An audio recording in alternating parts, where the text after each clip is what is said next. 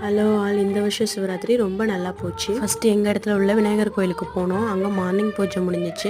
Okay, evening attend பண்ணிக்கலாம்னு சொல்லிட்டு டைரெக்டாக பக்கத்தில் உள்ள சிவன் கோயிலுக்கு போயிட்டோம்.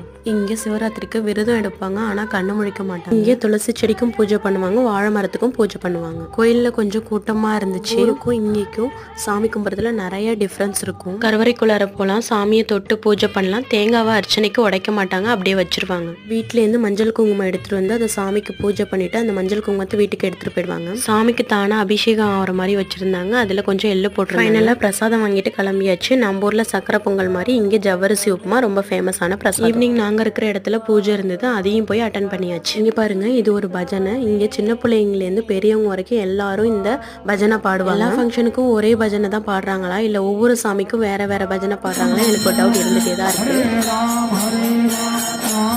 புது புது ட்ரெடிஷனை கற்றுக்கிறது ஒரு இன்ட்ரெஸ்டாக தான் இருக்குது. பாய்.